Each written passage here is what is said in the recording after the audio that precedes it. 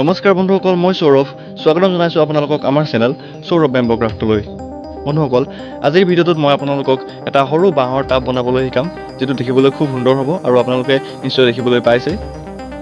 আৰু যদি এই টাবটো আপুনিও বনাব বিচাৰে নিজৰ ঘৰতে খুব সহজে, তেনেহ'লে এই ভিডিঅ'টো শেষলৈকে চাই থাকক। যদি আপুনি আমাৰ চেনেলটোলৈ নতুনকৈ আহিছে, তেনেহ'লে চেনেলটো ছাবস্ক্ৰাইব কৰি লওক, যাতে এনেধৰণৰ ভিডিঅ' আপুনি আগলৈও পাই থাকে।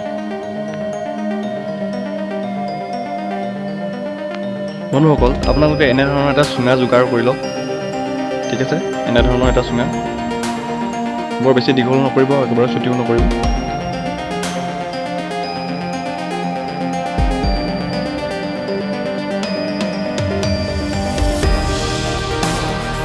তলফালৰ গাঁঠিটো এনেদৰে ভালদৰে চুচি দিয়ক, যাতে সমান হৈ পৰে।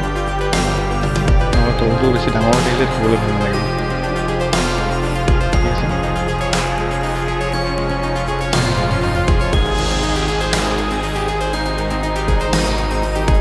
ভালদৰে চুচি দিয়ক।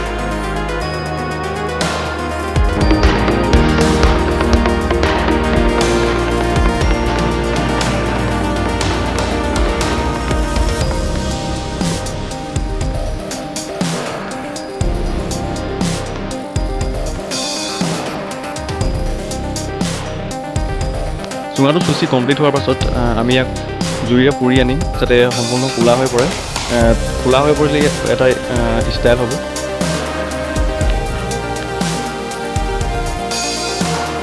অ'কে, মই বাঁহৰ চুঙাটো সম্পূৰ্ণ ক'লাকৈ গেছৰ বাৰ্ণত পুৰি আনিছোঁ। আৰু এতিয়া আমি ইয়াক অলপ মিহি কৰিব লাগিব, আৰু মিহি কৰিবৰ বাবে আমি চিচ মাৰিম। আৰু তাৰপাছত আমি অলপ ইয়াক ডেক'ৰেশ্যনো কৰিম। মই ডেক'ৰেশ্যন কৰিবৰ বাবে এনেধৰণৰ কিছুমান সৰু সৰু কাঠিৰ টুকুৰা কাটি আনিছোঁ, আৰু এনেধৰণৰ সৰু টুকুৰা। ঠিক আছে, আপোনাক ডেক'ৰেশ্যন কৰিবলৈ খুব ভালদৰে মই দেখুৱাই দিম এনেকৈ। আৰু এতিয়া আমি ভালদৰে চিচ মাৰি লওঁ।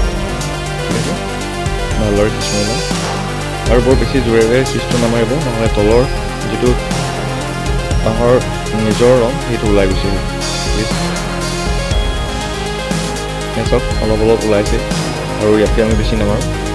এতিয়া আমি ইয়াক অলপ ডেক'ৰেশ্যন কৰিম।